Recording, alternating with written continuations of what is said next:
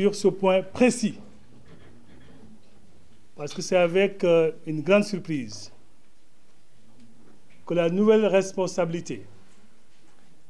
a appris à travers un journal de la place l'hypothétique demande de levée de l'immunité parlementaire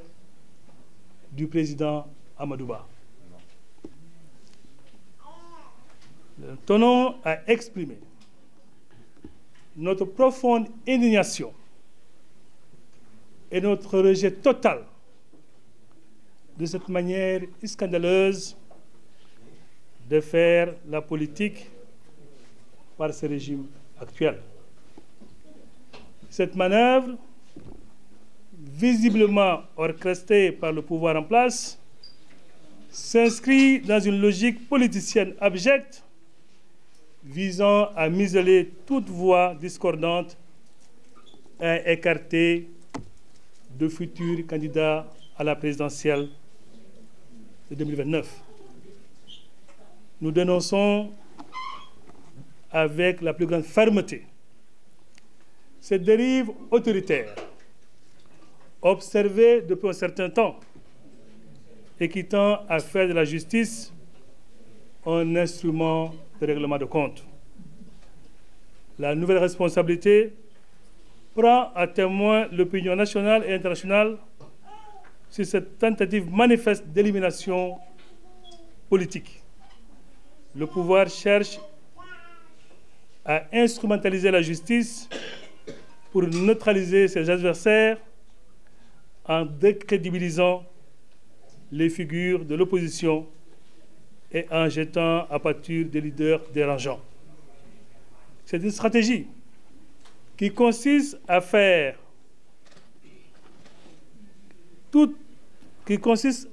taire toute l'opposition par la menace judiciaire et une atteinte grave à la démocratie. Heureusement pour nous et malheureusement pour eux, elle est vouée à l'échec. Face à cette tentative inqualifiable de manipulation de la justice à des fins politiques, la nouvelle responsabilité appelle toutes les forces vives de la nation, les organisations de la société civile, ainsi que la communauté internationale à se mobiliser pour mettre un terme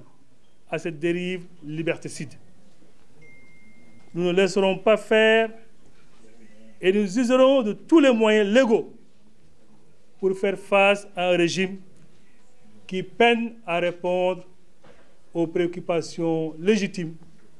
du peuple sénégalais. La démocratie sénégalaise est en danger. Et se taire, c'est d'être complice de cette tentative de musellement de l'opposition et de confiscation du débat démocratique. Ensemble, et avec tous les militants, responsables et sympathisants de la nouvelle responsabilité, mais également de tous les démocrates, nous disons non à la politisation de la justice. Je vous remercie. Suñu mbokku journalistes yi ñoo ngi jógee ci réunion nouvelle responsabilité te comme ni ko président bi waxee léegi am na ay points yoo xam ne moom la ñu inscriroon à l'ordre du jour ci point yooyu am na nag loo xam ne ñun ñëpp a ko gisandoo parce que dañuy xëy rek gis benn journal bi nga xam ne dafa génn benn article comme quoi que mën na am président Amadou Ba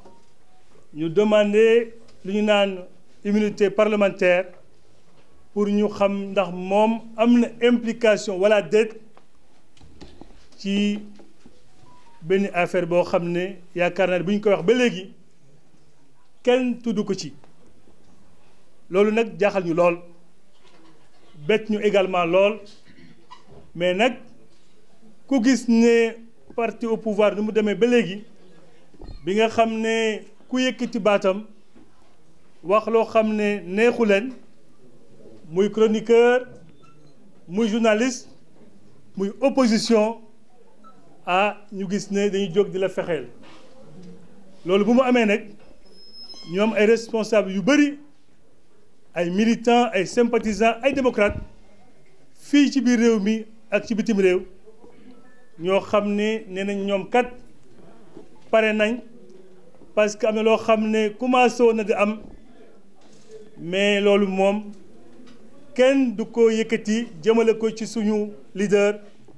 muy le président Amadou Ba yaakaar naa ne wax na ko xam nañ ko yàgg na ci administration def na ci plus de 33 ans te ba léegi kenn mënul yëkkati benn dossier nga ne bii kat dañ ko épinglé wala de rapport bi dañ ko interpellé moo tax ñun ñëpp ñu am dal xam ne li ñu jublu kat mooy jeter le discrédit jeter en pâture un homme politique bi nga xam ne ñëpp xam nañ ne bu dee alternative crédible pour njëriñu réew mi ci fu ñu toll nii am nañ yaakaar ne président Amadou Ba la loolu nag lu mu laaj mooy ñun ñëpp ñu jóg taxaw jano koo xam ne da ko bëgg a laal te laalu ko ci li nga xam ne dëgg la laalu ko ci li nga xam ne moom moo ko ci def mais ndax da nga koy def rek ndax politique ñu yaakaar nag fu ñu toll ak ñoom fu ñu jaar yëpp am na rupture yoo xam ne ñoo ko doon xaar ci ñoom nekkatul nga jël justice pour casser ay opposants nekkatul nga jël justice pour koo xam ne li ngay xalaat méngoowul ak li may xalaat nga koy fexel yaakaar naa loolu waroon na taxaw waroon dakk ci biir Sénégal moo tax ñu leen di rassurer yéen militants yi ak responsables yi jóg nañ pare nañ te lu ñu namm ci loolu nag ak lu leen jaral rek jaral nañu lu ko ëpp fuuf loolu daal laa bëggoon wax fii nii xam ne effectivement ñoo ngi aussi gërëm ñi nga xam ne woote nañ ñoom ñëpp le président Amadou Ba est très serein la nouvelle responsabilité elle est en mouvement elle est debout et très prochainement yaakaar ne di ngeen ñu gis ci terrain bi parce que ndax xam nañ ne Sénégal fu mu toll ku mel ni Amadou Ba rek moo ci mën dara xam na ko mën na ko te moo tax mu commencé nag effectivement te waagul sax di déranger mais déranger wul askan bi yi mu déranger kay mooy ñi fi nekk te mënuñ te Sénégal jaaxle dëkk bi jomi te ñu yaakaar ne moom ci boppam mooy solution léegi nag ñëpp moo tax ñu jóg pour faagaagal ko yàq tuuram yàq dërëm loolu kenn du ko bàyyi mu jàll du fi amee moo tax ñu di gërëm di leen sant ngeen pare nag parce que ñoo ngi ñëw ci terrain bi wasalaam.